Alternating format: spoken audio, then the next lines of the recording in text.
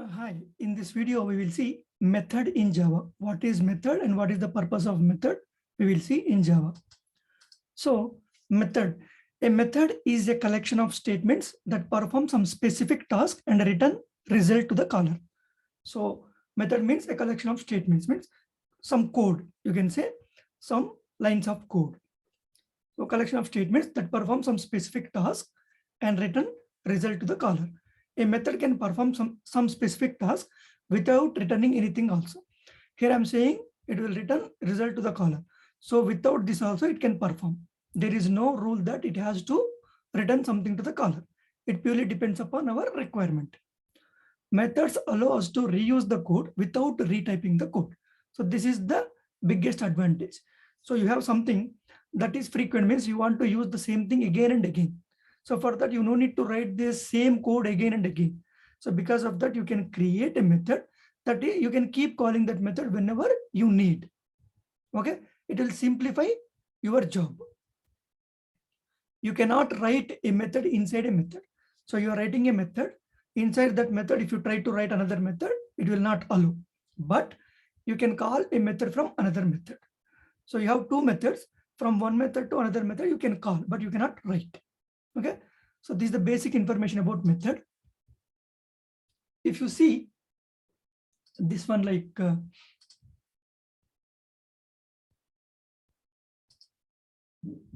you see public, this is a simple method. Okay, public int max. We have written public static void main, right? It is very similar. Here we do not have static, but you can put static also. The purpose is different. So public int max, these are called in the bracket. We have given till now only normal brackets, right? So whenever you write some method, it is normal bracket. Otherwise, public static void main. Inside that you have string args, right? So the same way you have int a comma int b. These are called parameter list. So this is method name. These are parameters. This is called modifier, and this is called return type. I said return type, right? There is no rule that you should have return type. Without return type also, you can create a method or write a method. So these are all statements. These are all statements. Okay.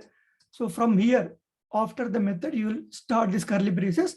After writing your code, then you will end your curly braces. In between, whatever it is there called body of the method. So inside this body, you have these statements, collection of statements. Okay. So this is return type. Sorry, this is modifier. This is return type. This is method name. These are parameters. And this is the body of your, these are all statements, collection of statements. Okay.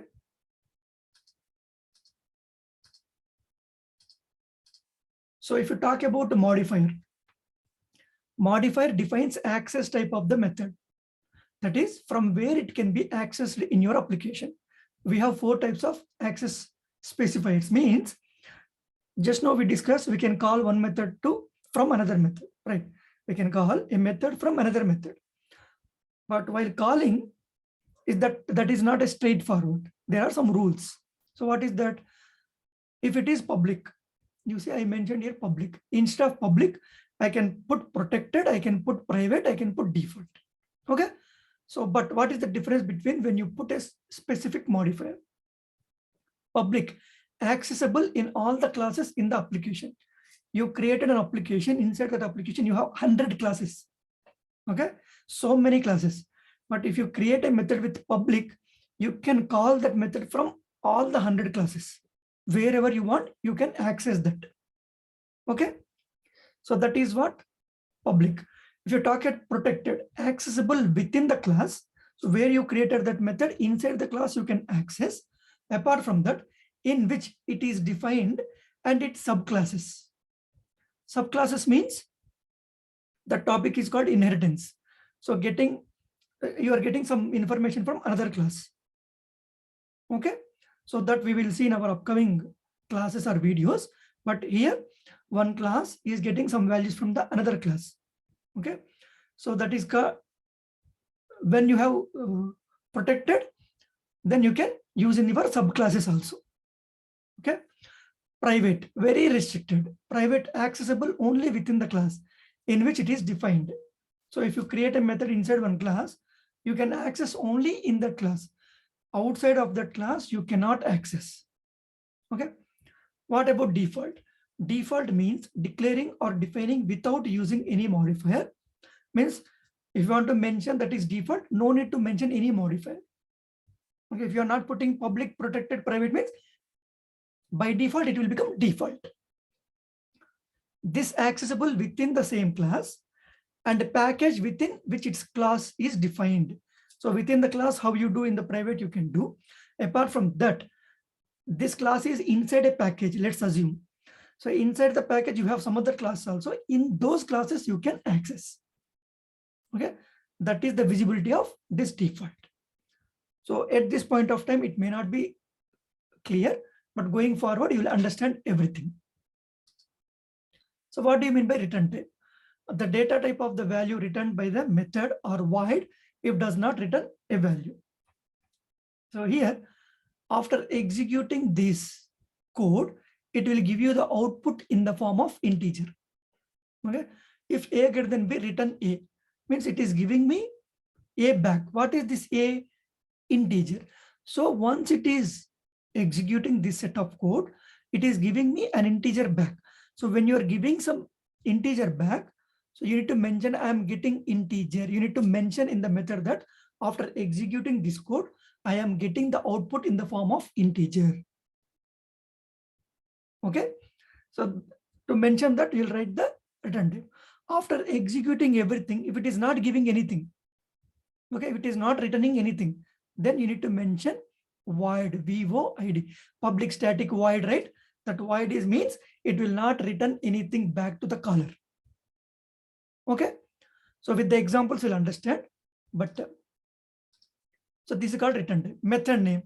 It is the name of the method to identify that, right? Without name, how you can access, how you can call, right? How you can write even. So rules for fields names apply to the names as well, right? We already seen in one of our previous videos about naming convention, right? There we have discussed how to write a method name. Parameter list. Comma separated list of the input parameters are defined, preceded within their data type, within the enclosed parenthesis. We have seen in the bracket int a comma int b. Those are called parameter list. If there are no parameters, then you must use empty parenthesis, right? The parenthesis, the bracket is mandatory. If you do not have anything in the inside, that means there is no parameter list. Okay. So method body, it is enclosed between braces. The code you need to be executed to perform your intended operations, right? While you write the set of statements, you have something to execute, right? That will be your method body. So how many types of methods you have? Simple method, method with parameters, static methods, methods with return type.